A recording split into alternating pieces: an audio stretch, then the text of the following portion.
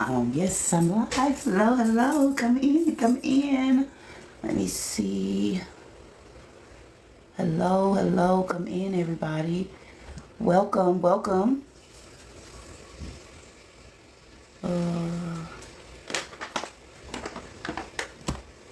Guess I can't do what I want to do. I have to figure it out. I'm just glad to be here. Hello, come in, come in. Welcome, welcome, HillmanTok University. Welcome, come on in. Hello, hello. We will be getting started here in a couple of minutes. I need the code for this. Hello, everybody. Hello, hello. Come on in. Welcome to Building Wealth Through Real Estate 101. Come on in. Good evening, good evening. If you have not had the chance to complete an official enrollment form, please visit HillmanTokHBCU.com to make sure that you have submitted an official enrollment form for this course. What else? They have merch on there, so make sure you support the movement. If you have not received an email from me, please make sure that you have DM'd me your email address so that I can send you course materials. What else? I'm trying to make sure I get all of the administrative things out. While you are here, please type your questions. Hey, Danielle. Hello, Jeanette. Hello, Evelyn. Hey, Miss Smith. Hello, everybody. Y'all come on in. Thank y'all for being here, for tuning in tonight. I have been traveling. I literally just sat down, getting off a plane. I know it's late. It's Thursday, precursor to the weekend. So I'm going to get out of y'all's way. I'll tell you all about me as an instructor and what you can expect from me. Thank you, thank you. Please check your emails. If you gave me your email address already and you're not sure if you've gotten an email, it would come from Margaret at Porterhouse Realty Group. So please check. I will add you to my list if you have not gotten the material for tonight at least. There will be weekly assignments and tasks to do. I like to be interactive, so I'll be asking you to drop things in the chat as well. But I'm going to go ahead and get started. Welcome everybody to Building Wealth Through Real Estate 101.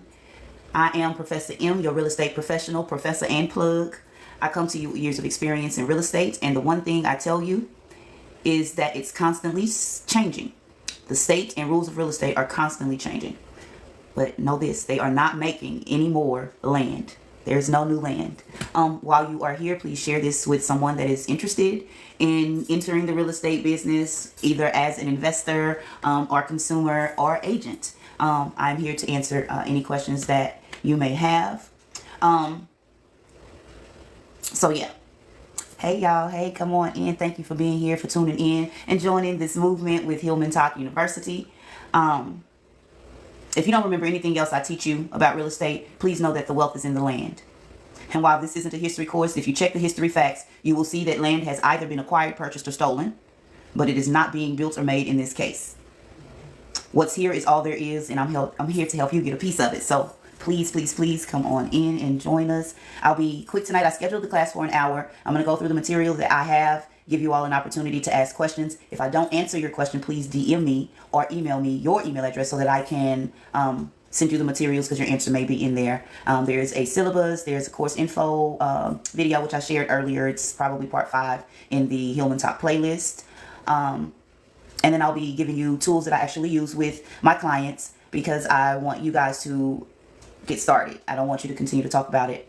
And so yeah, let me give y'all a little bit of information about me as an instructor. I think I'm pretty practical, I'm fair, and I'm honest. I have 6 jobs, literally. I am truly an educator during the daytime. I'm an author, I'm a real estate agent, I am a property manager, I am a home interior designer, stager. So I literally have a ton of jobs, so I'm flexible. If you can't be here every Thursday, just shoot me a message. Make sure that I have your email address. If I have your email address, I will be sending over materials to you each week, just so that you have at your fingertips and you are informed. I am licensed in Maryland, DC, and Virginia. However, I can deal real estate all across the 50 states. So whenever you are ready to get started, please have me as a part of your team so that you are informed and making informed and smart decisions. So yeah. I haven't figured out if TikTok allows me to record the lives or save them so that at the very least you can be able to play them back. But if and when I do, and if it's allowed, I will record the videos. If not, I will figure out something together and start maybe a YouTube channel so that you have the materials or the courses at your fingertips as a reference point when you're ready to execute your real estate plan, which you will walk away with by the end of this semester. I think it's important as an educator to be aware of my teaching style because there are tons of learning styles. And so hopefully my style will mesh somewhere in the spectrum with yours. But my teaching style could be referred to as hybrid. When I started teaching, it was called eclectic. But I'm about 45% lecturer because it's easy to just simply talk and share what I know. I'm an overplanner too, so I read tons. I plan and overplan, and I scripted this whole entire lesson tonight, which I will do just because, again, it's easier for me to do. But I'm 45% lecturer, 30% facilitator because I'm truly an educator and I believe that instruction should be student-centered, and because it's the best way to learn is by doing, and so you will be doing things here. And then I'm a 25% delegator because it's adaptable to the learning environment with us being here on TikTok. And as a group as large as this one, I had over 80 people to register for the class tonight. I'm certain that more will show up, but a group as large as those who send email addresses in real estate, building relationships and developing teams and networking is essential. And as an agent, homeowner, or an investor, it's good to know people to call. So the idea with me delegating tasks, there will be group assignments. It's for you to interact with the people who are in this class with you, who are learning with you, to also connect with someone that may be in your area. The idea is that we connect with people nearby and link up to either buy multi-units, duplexes, to pull resources together such as services, money, credit, and etc. One of the major effects of oppression for people of color and of the diaspora is our hyper-independence, lack of knowledge and trust. And so the idea with me delegating group assignments and tasks is to address and combat that head on. So now that that is out of the way, do me a favor. Yes, thank you, Britt. She's looking for a class buddy. You can drop your location, see who's nearby, get together for coffee, discuss your plan, complete assignments, view properties. You can do a ton of different things, right? But now that that's out of the way, I need y'all to do me a favor. I need you to go to a Cash App if you have Cash App. If you don't have Cash App and you have PayPal or Venmo, I need you to go to any of these apps that's not your main source of banking. And I want you to click the insights and activity, and then I want you to add up the amounts from the last 6 months. I want you to add up 6 months worth of transactions. It doesn't matter if the money's going in or coming out. I just want you to add up those sums and write it down. Don't share it, just write it down, and we're going to come back to that later. All right? If you just joined us, go to Cash App and add up your amounts that you've received or spent out in the last 6 months. Don't matter, just the total monthly transactions for the last 6 months. Add them up, and we're going to talk about them later. I'm going to tell you something about to do with those later. All right, it is officially 9:15. Again, y'all, I have been traveling. I worked today, and then I got off work and I got on a plane, and so I'm here in New Orleans to tend to some real estate things. If you don't have any of those platforms, then you can go to whatever bank account that you use or that you have the high transaction amount. And I just want you to, for the last 6 months, tally up your total transactions for those months, and just write it down for yourself. You don't have to share that with the group. Just want you to write that down for yourself because I'm going to address that later at the end of class. All right, so let's get in this theme. We're going to be talking about a variety of topics tonight. The first is real estate as a wealth building tool, and I want to start with a question. How many of you are paying a mortgage? You can drop me in the chat. If you are a homeowner, you're paying a mortgage. Drop me in the chat. I don't know, they don't have a hand raising option here, but if you are paying a mortgage, please, thank you. Yes, I'm seeing some me's, hand raised. Yes, yes, yes. Help mom pay hers. Yes, indeed. Understood, understood. The reason that I asked that question is because everybody's hand should be up, whether you are paying your own mortgage or someone else's. The money you pay for shelter every month is paying a mortgage. It may not be your mortgage, but it is paying a mortgage. Those rent payments pays the mortgage. You might as well make it yours. That is why I asked that question, because no matter who you're paying, whether you own it or not, you're paying a mortgage. Yes, Britt, the tenant pays the mortgage. If you are paying rent, you are paying a mortgage. It's just not yours. I think it should be yours because that's where the benefit is. You get absolutely no benefit paying somebody else's mortgage. You get a place to stay for the next 30 days is what paying rent does. Give you somewhere to stay for the next 30 days. So we're here to talk about why you should be paying your own mortgage and how that sets your family up to generate wealth so that they can be collecting rent from someone and then purchasing other properties or commercial properties or doing other things to reinvest that money. Real estate offers unique opportunities for wealth accumulation through equity, growth, rental income, and appreciation. What is equity? You got to know what equity is. What is appreciation? If you know what those things are, please drop your idea of them in the chat. What is equity? What is appreciation? I'm going to see what kind of answers I get here. Uh-oh. All right. Let's see. What is equity? What is appreciation? If you know what those are, please drop them. Yes. Miss Ari says appreciation, it goes up in value. It does. You buy it and, there's a saying, don't wait to buy real estate and wait. I'll share a story with y'all in a second about appreciation. All right. Appreciation is how much the price increases. It is. It is. So I bought a house in 2019. I stayed in that house until 2021. So right at 2 years, a year and a half, actually. I bought in August and sold in December. So I stayed in that house for about a year and a half. And yes, equity is the value. It's the appreciation in the house. I stayed there for those 2 years, almost 2 years. I purchased the house at $325,000. And in those 2 years, I walked away with an additional $100,000. But prior to doing all of that, I had bought that house with money from a house that I purchased when my first house I purchased at the age of 26. And I stayed there 10 years. And I put that money into the home that I purchased later.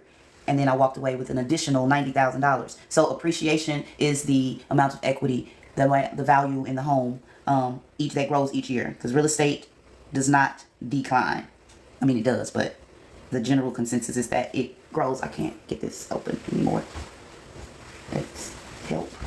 Sorry, I'm having tech difficulties over here with my other device. And so let me get back to my presentations. All right. Understanding equity and appreciation, you also need to understand assets and liabilities. And so I'm going to talk about those. I have a slideshow. I will be sure to include it in the email that will go out for next week's course. I'll try to do that. So please make sure that you send your email address.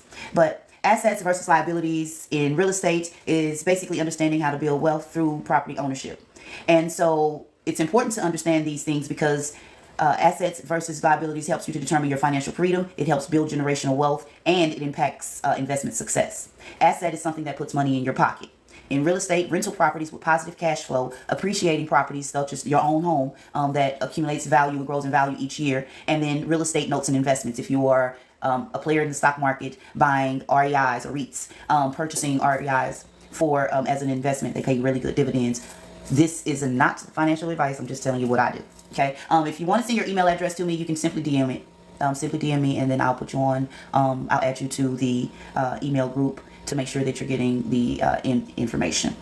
All right. Liabilities, y'all. A liability is something that takes money out of your pocket. An example in real estate of a liability is a home that costs more than it earns.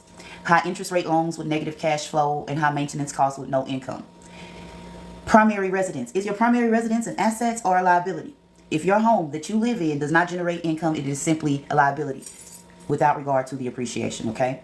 One way to turn your house into an asset is house hacking. You can rent out part of your house, rent out a room, have someone, I don't know, you can even Airbnb it. You can use it for, depending on the laws in your state. You can also generate income if you have a garage or a storage space. You can rent that space out. Your home should be making you money. That turns it from a liability into an asset. A rental property can also be, should definitely also be an asset, but it has the potential to be a liability if it drains your resources. An asset, remember, puts money in your pocket. So a rental home is an asset if it generates positive cash flow. If you're paying more money out than you're getting in, it is a liability. Again, turning liabilities into assets, you can house hack, which is rent out a part of your home. You can use it as a space for meetings. You can use it for cooking shows. You can use it as a gig spot. You can convert a property into a short-term rental. You can refinance it to reduce debt and increase profitability when the rates are in your favor. Building wealth with real estate assets. buy income producing properties. I'm going to talk to y'all in a second about a method to help you do that. And then you can leverage your real estate for passive income and benefit from long-term appreciation and tax advantages, which I've shared 3 different books for you guys to read. I'll be referencing those books throughout the course, and especially if we have private conversations. But the 3 books is Think and Grow Rich, A Black Choice. And then there is Hustle Harder, Hustle Smarter by 50 Cent, and then Tax-Free Wealth. The first book was Dennis Kimbrough and Napoleon Hill, and then the last one, the Tax-Free Wealth book, is Tom Wheelwright. These books will be key in helping you to shift from a consumer to an investor, among other things. Great conversation topics. But key takeaways: assets put money in your pocket. Oh yeah, Think and Grow Rich is amazing. It's a slow read for me, but it is an amazing one, and it's always right on time when I pick it up because I'm reading all 3 books right now. Assets put money in your pocket. Liabilities take money out. Real estate can be an asset or a liability depending on your usage and cash flow. But strategies exist to turn your liabilities into assets. So y'all make sure, yes, the books are listed in the syllabus if you got the email from me, but if not, I'll resend them to you. And they all 3 are available on my on the TikTok my TikTok showcase, so that you can have them. I think the Think and Grow Rich is maybe about $12. The 50 Cent book maybe about 15. Now the Will Write, the Tax Wealth book, is about $26. So you may even find them a little cheaper on Amazon, but they are available here on my TikTok shop if you want to purchase them without all the hassle and stuff. All right, okay, here we go. All right, y'all. So I'm skipping over some stuff I already talked about. All right, wealth comes from owning more assets than liabilities. I have a goal to own at least 20 doors in the next 5 years, and so getting started, your goals will shift as well. The goal is to use income generating assets to pay off your liabilities and reinvest it for growth. So we're going to now get into an overview of real estate strategies. If you've never heard the term, there's more than one way to skin a cat, and I'm really not sure why they would be skinning a cat, but I'm sure they were making an analogy talking about real estate, because there are tons of ways to enter and participate in the real estate market, and I'm going to give you some of those points. First, home ownership. Home ownership remains one of the best tools for closing the wealth gap in the United States. However, African American home ownership rate is still significantly lower than the national average. And this just isn't about housing, it's about financial independence and stability, the generating wealth part. The foundation of generational wealth and a stepping stone for future investments. If you are a first-time home buyer, consider this strategy, the 4-3-2-1 strategy. 4-3-2-1 strategy starts by purchasing a 4-unit property in many, federally I believe, but in many states, a 4-unit property of a quadplex is considered a single family home. You can purchase it using an FHA loan, a VA loan if you're a veteran, or a conventional loan. However, if you're a first time home buyer, you want the benefits and protections with federally backed loans. But purchasing a 4-unit will allow you to live in 1 unit for at least 1 year, because that's the FHA guideline. And then you can lease out the other 3 units, right? And those 3 units will not only pay the mortgage, but generate extra income and provide you with that positive cash flow. That is an asset. And if you did that for 1 year as a first-time home buyer, you stay there for 1 year. You can stay longer, but if you're going to employ the method, which is the 4-3-2-1 method, then you are going to purchase the 4-unit, stay in it for a year, rent it out, rent the other 3 units out while you're there. When you move out, you rent out that 4th unit. Now that is a fully income-producing property. You take the money, you can refinance it, or take the money that you saved up from renting out the other 3 units, and then you go and purchase a 3-unit property. You stay in that place for 1 year, one of those units, and then you rent the other 2 units out. You do that again, stay there for a year, and then you go buy a duplex. Buy the duplex, stay there for a year, rent it out, the other side out, it pays for itself. When you move after that year, then you rent that 2nd unit that you lived in out. Now you have 1, 2, 3, 4, 5, 6, 7, 8, 9. You have 9 doors. In 3 years, you have 9 properties or 9 doors that you are now the owner of, that are all producing income. Sounds easy, sounds difficult. I'm not really sure what it is for you, but for me, it makes total sense. Purchasing a 4-unit and staying there for a year to generate income and to stack that money. Are you considered a new home buyer after a year? No. Yeah, you are considered a new home buyer after 3 years. But it makes you, as a new homeowner, the first year, yes, you're a new homeowner. The first time you buy a house. But after that, you're now an investor. You're no longer a consumer. And so the things change. You'll more than likely be doing conventional loans, which requires different down payments, but are usually a little bit more flexible than an FHA or federally backed loan product. But what this does is pays your mortgage and provides you cash flow. And you do this, you rinse and repeat until you're ready to purchase your single family unit, which is your home. All these other units should be paying the mortgage on that one. right? So just a method to consider. I'll include this in the material that will go out as a review for the class, for tonight's class. Another method or strategy to entering real estate is the fix and flip method. Buying properties that are undervalued, renovating them, and then staying in them, or selling them for a profit, and you will rinse and repeat and do that until you've met whatever financial goal that you've set for yourself. Then there's a buy and hold strategy, which is investing in rental properties long term. And then you can get into commercial real estate, opportunities in offices, retail, multifamily properties. I think now a big push is for assisted living facilities. How difficult is it to buy? Quite, it depends on your area. It depends on your area. You can, out in DC, you can probably get a 4-unit anywhere from $450 on up. And so most houses now, the average cost of a house now, I think it's about $440. So if you can find a 4-unit in your area now, the average cost of a house now, I think it's about $440. So if you can find a 4-unit in your area. Now I gotta get the people come back so I can finish my class, because I gotta.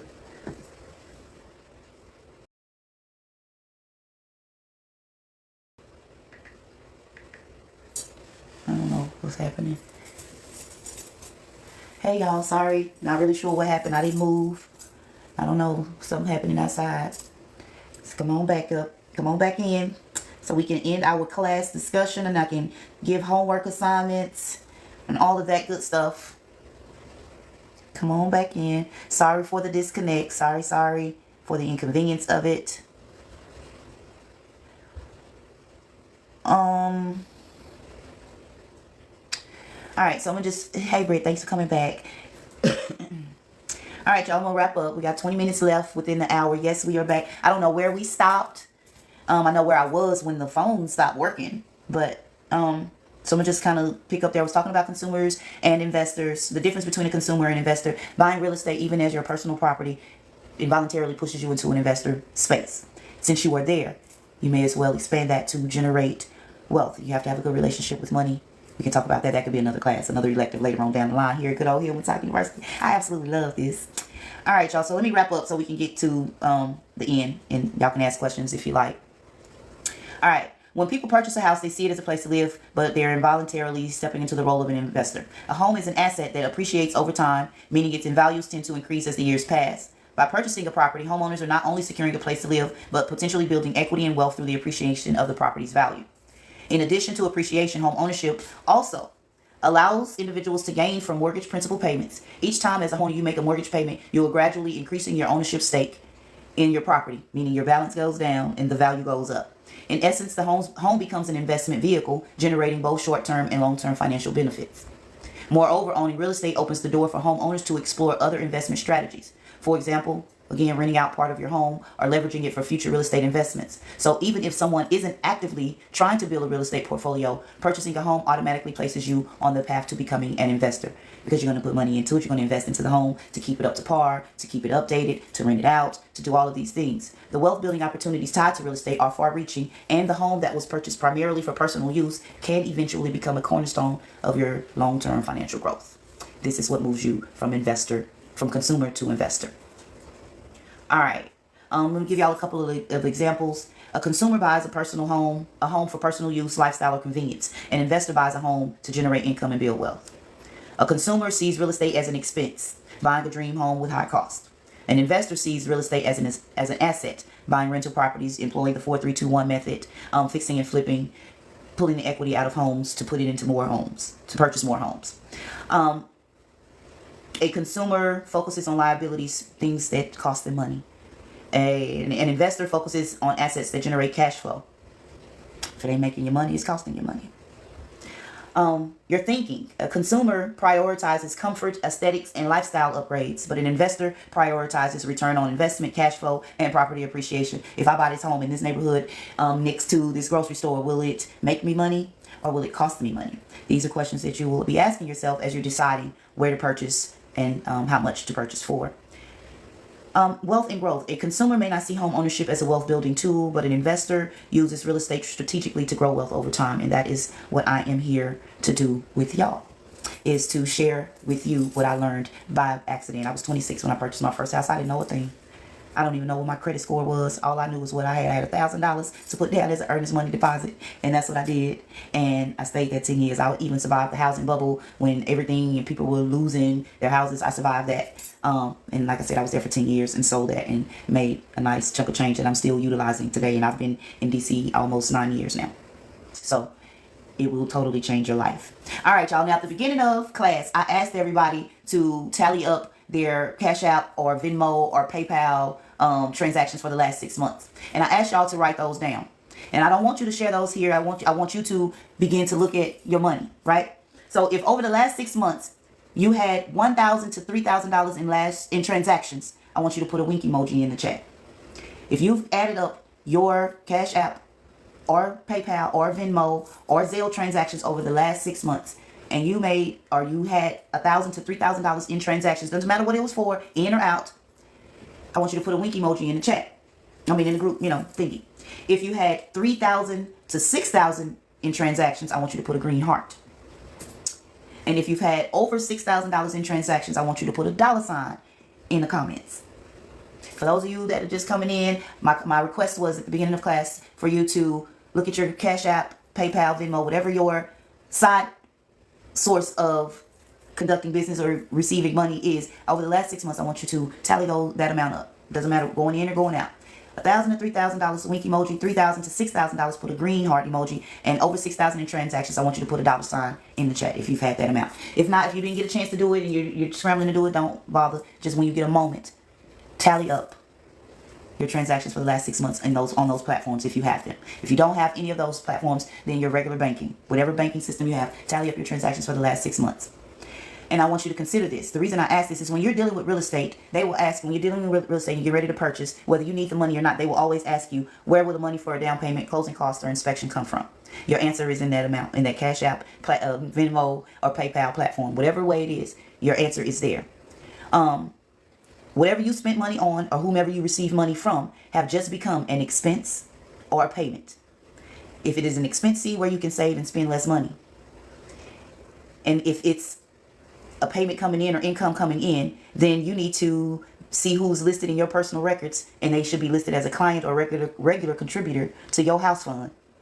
And do this for the next 6 months. Watch where your money goes and increase how it grows. Right? Increasing your cash flow is a theme. Check this out, y'all. Dreams without action are just ideas.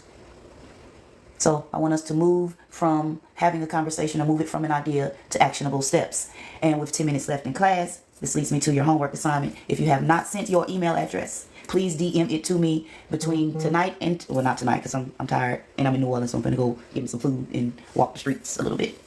But by tomorrow afternoon, I will email everybody who sent their email address tonight the stuff that we used for class. For tonight, your homework assignment, if you've already sent your email, you've gotten the email. Your homework assignment is in that email at the bottom of the page, along with the class syllabus and something else is in there. The syllabus and course info, how to reach me, and different things like that. My email address is in there, so you can email me or reach out here on TikTok. And then we can, have conversations if necessary. Class next week, our regularly scheduled time for this class is 7 p.m. on Thursday. So we'll be on Thursdays. Y'all kind of let me know if this time works better for you. You've gotten a chance to get home from work, get your families and household settled, and you just kind of have your own little quiet moment. We'll be holding class for about an hour most times. Sometimes I might dip out a little early just because I don't feel like it or y'all don't feel like it. I'm in Eastern Standard time zone. So 7 o'clock EST will be 6 o'clock y'all's time. We can make it 8 o'clock EST, so it's 7 o'clock there. So y'all just kind of let me know, and I'll go with the general consensus of class between 8 p.m. and 10 p.m. Eastern Standard Time. Let me know which time works best for y'all. This is a 6-week course. Depending on how we move through the course and the things that you guys, the questions that you all ask me and the developments that come out of this, naturally out of this course, will determine what the next course will be. Again, there's a homework assignment where you're going to look at your assets and liabilities and see where you can save money. Start saving now. Start counting it differently now. Times are changing. So I want us to kind of be positioned for that. Ms. Smith, thank you for coming. I'm so glad that y'all came. I hope that I said something here for y'all. Anything that I mentioned tonight, I know I'm going to put the 4-3-2-1 method in the email that will come out for week 2 as the review. There will be a review section in the email so that you can access. I'm going to see if I can save this also so that y'all will have access to the things that I said in here tonight. Yes, interested in learning more about funding. Yes, I got that. Next week we're going to talk about. So the way that it breaks it up, because I'm an agent, I'll address homeowners or new homeowners, people wanting to be a homeowner. Class is typically at it's going to be around 8 o'clock Eastern Standard Time on Thursdays. But next week we're going to look at personal finance. Laying the foundation for personal finance and getting those credit scores up. Things you can do to increase your score in 90 days if you're ready to purchase in 90 days, and just kind of being prepared when you are ready to actually pull the trigger and move into doing your thing. But yes, I will be answering all questions. If you have something specific you want to ask me, please simply email me. And if I don't have the answer right then, I will get the answer for you, especially for your area. If you are an investor, I am a hard money broker, so we can definitely talk about that if you're looking to purchase investment properties. If you're wanting to do a more traditional method and slow roll it, we can talk about that as well. Thank y'all so very much for joining me tonight. Again, if you have questions, please DM me. If you asked something tonight and I didn't answer it, DM it for sure, because I want to make sure that I answer all of your questions and make sure you have the information you need to make informed decisions and go on and pull the trigger and do this thing. So y'all, it has been a pleasure talking to y'all. I will see y'all next week, Thursday. I'll send emails out tomorrow for the material that we discussed tonight. And there's also a homeowner's guide in there that I want y'all to be using, just for especially if you're not a homeowner, or you're looking to a homeowner, or you're looking to a homeowner, or just to refresh, take a refresher if you're already a homeowner. The guide is specific for the state of Maryland, but the information is general and can be helpful for you no matter what state you're in. And I will see y'all next time. Send me questions if you have them. Y'all be sweet, be safe. Peace.